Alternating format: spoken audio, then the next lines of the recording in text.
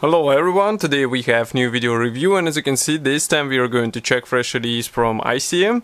It is modeled in 1/35 scale and it copies T-34 Tyagach model 1944, so it's Soviet recovery machine. You can see it here. I heard a lot of jokes about forgotten turret. Nevertheless, this tank should be without turret, let's make it clear, because it was a recovery vehicle. So we have here a commercial sample. It means you will get exactly the same stuff as what you will see in this video review, and you can notice that box size is typical for this brand. Here you can see comparison with my hand. We have quite nice box art, and then on this side we have some information, again dark on the dark, and it's not as cool as it could be. There are 150 parts and length will be 174 millimeters, so it's pretty much standard T-34. And here you can see marking option for the same camouflage which we see here on the box art, but I hope there will be several more. Let's open it. It's a typical box style, as you can see, quite flexible top cover, and then we have sturdy white cardboard box which should protect everything inside. Here we have assembly manual and then all plastic frames packed into the same plastic bag.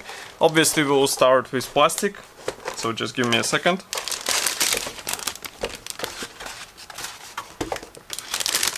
Okay, so here it is. Resealable plastic bag, so it should be relatively easy to open it. Oops. Okay, so first two frames, they're dedicated to the road wheels and various suspension parts. Well, actually it's only road wheels, so I will show you only one sprue because these are absolutely identical plastic parts and there is no need to check each sprue one more time. So here we have all the road wheels. Obviously they have to be combined together. Inside we have guiding elements which should help you with alignment.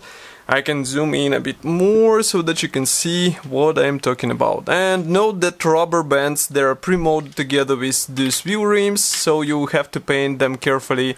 And there are no templates included, so be ready to do it with your own hands. Okay, zoom out.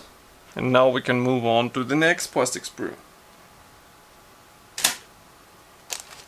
Okay, next one is quite special because here we have two plastic frames packed into this foam, so I wonder if we will be able to remove it without cutting the sticky tape. So just give me a second.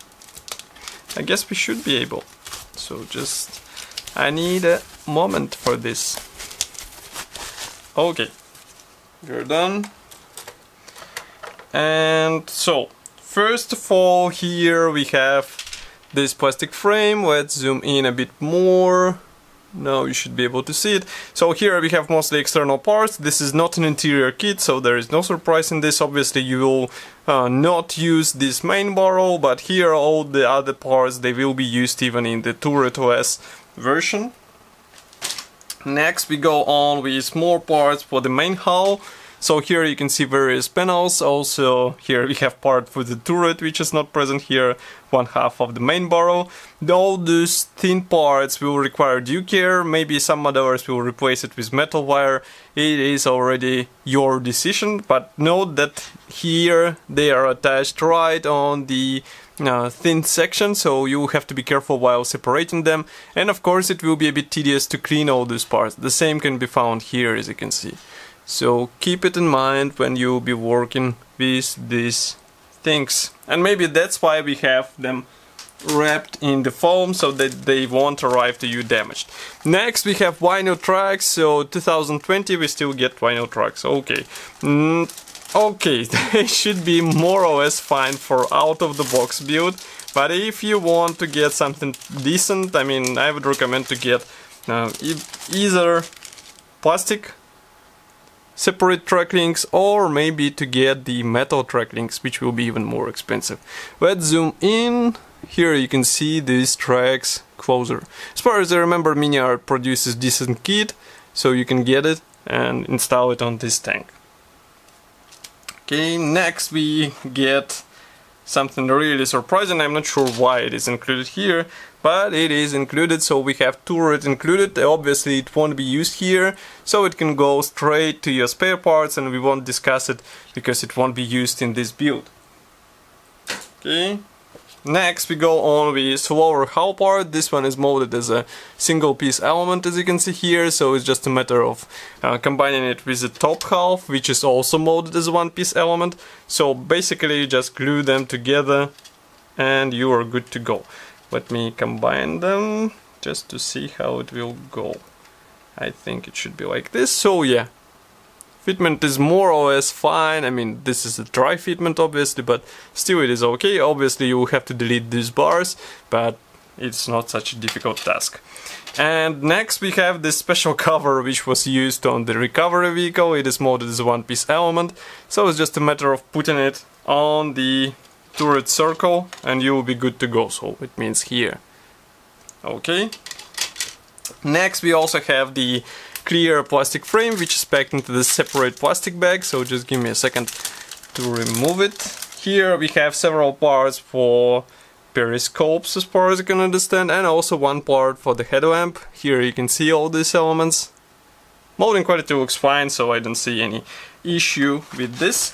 Next we can go on with assembly manual, but there is no decals sheet included. Surprise. Okay, so here we have assembly manual. Let's zoom out. Now you should be able to see it.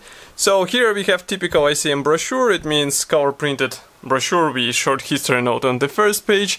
Next we open it and here we have parts map, and note how many parts won't be used here. This is really surprising, so be sure to use the right elements. And I'm not sure why the spare tracks, for example, won't be used, maybe because they were placed on the turret. Obviously some of the turret parts won't be used, and even some road wheels, because they are not designed for this version. Everything starts with top hull cover. As you can see here, you will have to install the engine bay cover, which is molded separately. We have here the machine gun bay.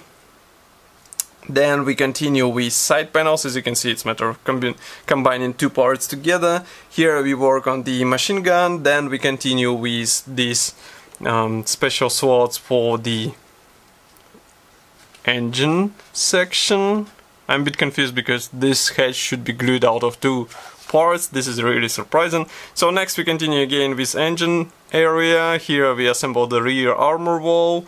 And next we start to assemble the lower hull section. I'm not sure why all these square pieces are inserted inside. This is not an interior kit, as you remember, so there won't be visible anything inside. Maybe just to limit the movement of those suspension arms. So basically we have to apply them from both sides.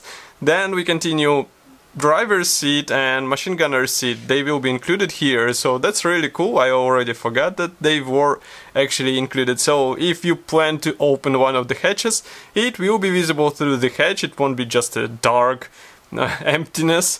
And that's really cool to have it out of the box. Next we continue with road wheels. So as I said, road wheels are assembled out of two parts combined together. The same goes for idlers and tensioners.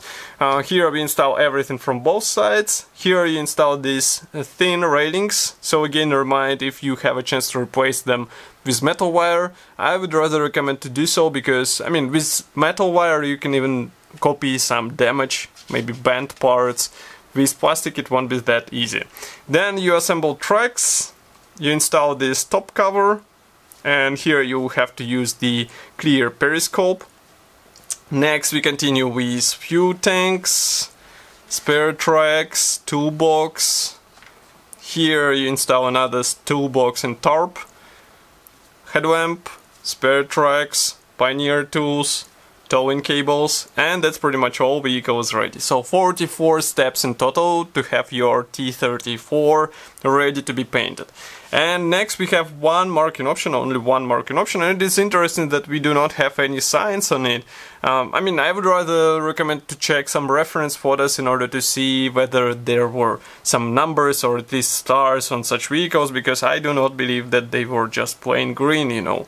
So, this kit should be already available in Modelimex, so if you would like to get it, just go to their website and order it. In my opinion, it might be interesting build for modelers who would like to build something unusual, because T-34 without turret is unusual for sure. And of course I will be happy to hear your opinion about such kit. Don't forget to write it here in the comment section below. I will be happy to discuss it with you. If you like our video and you would like to help us, don't forget to press the like button because it helps us greatly. And I will see you in the next video review as usual. Thank you for watching today and bye!